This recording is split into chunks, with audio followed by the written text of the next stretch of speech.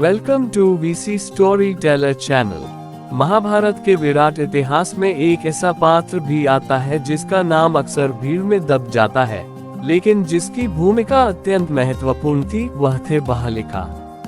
अगर ये चैनल आपको अच्छा लगे तो प्लीज लाइक और सब्सक्राइब करें। वे कुरुवंश के ज्येष्ठ पुत्र थे, महाराज प्रतीप के बड़े बेटे और राजा शांतनु के अग्रज। जन्म से ही वे राजगद्दी के अधिकारी थे, परंतु परिस्थितियों ने उन्हें अपने अधिकार से पीछे हटकर कर्तव्य को अपनाने की राह दिखाए। यही त्याग आगे चलकर उन्हें उस निर्णायक मोड़ तक ले गया जहां उन्हें महाभारत युद्ध से पूर्व कौरव पक्ष का समर्थन करना पड़ा। युवा अवस्था में ही बहलिका को अपने ननिहाल के राज्य की बागडोर संभालनी पड़ी। अपने मामा के निधन के बाद उन्होंने बाह्य राज्य की रक्षा और प्रजा के हित को अपना धर्म मान लिया। परिणाम स्वरूप हस्तिनापुर का सिंहासन उनके छोटे भाई शांतनु को प्राप्त हुआ। बहलिका ने कभी इसे लेकर असंतोष प्रकट नहीं किया। वीडियो अच्छी लगे तो प्लीज लाइक और सब्सक्राइब करें। वे अपने राज्य में न्यायप्रिय, दृढ़ और धर्मनिष्ठ शासक के रूप में प्रसिद्ध हुए, किंतु उनका हृदय सदा कुरुवंश से जुड़ा रहा। समय बीतता गया। हस्तिनापुर में भीषण घटनाएं घटित हुई। भीष्म की प्रतिज्ञा, पांडु और धृतराष्ट्र का जन्म, पांडवों और कौरवों के बीच बढ़ता वैमनस्य। बहलिका दूर रहते हुए भी इन सब समाचारों से परिचित थे। वे वृद्ध हो चुके थे, परंतु उनके भीतर का क्षत्रिय धर्म अब भी जीवित था। जब कौरवों और पांडवों के बीच युद्ध की आहट स्पष्ट हो गई, तब ये केवल दो पक्षों का संघर्ष नहीं था, बल्कि पूरे कुरुवंश की प्रतिष्ठा का प्रश्न बन चुका था। दुर्योधन ने जब विभिन्न राजाओं से समर्थन मांगा, तब उसने अपने कुल के ज्येष्ठ सदस्य बहलिका को भी आमंत्रित किया। बहलिका जानते थे कि दुर्योधन के अनेक निर्णय अधर्म की सीमा को छूते हैं। द्रौपदी के चीरहरण जैसी घटना ने समस्त आर्यावर्त को झकझोर दिया था।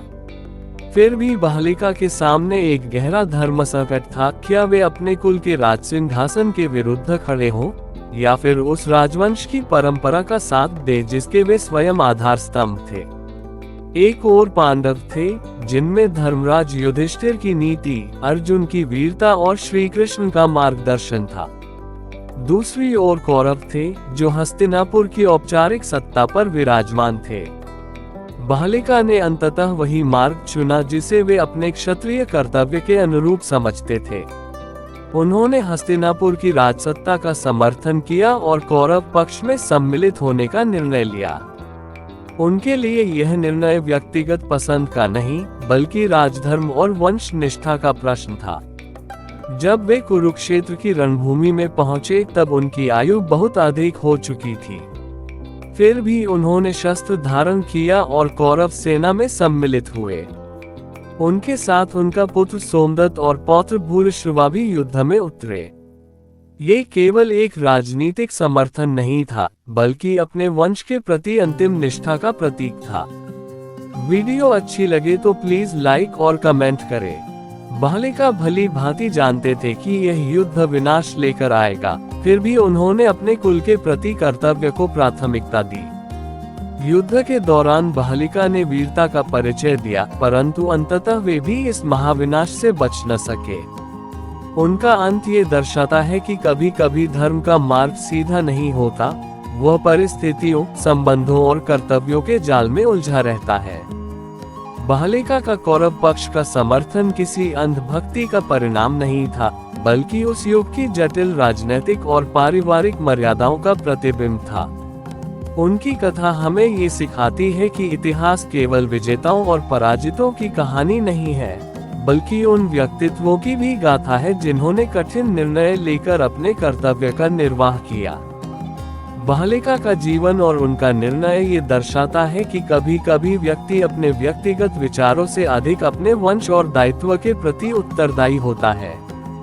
आप सुन रहे थे वीसी स्टोरी टेलर चैनल पर एक ऐसी कथा जो हमें याद दिलाती है कि महाभारत केवल युद्ध नहीं, बल्कि मानवीय भावनाओं, धर्म संकटों और त्याग की अनंत गाथा है। अगर ये चैनल आपको अच्छा लगे तो प्लीज लाइक और सब्सक्राइब करें।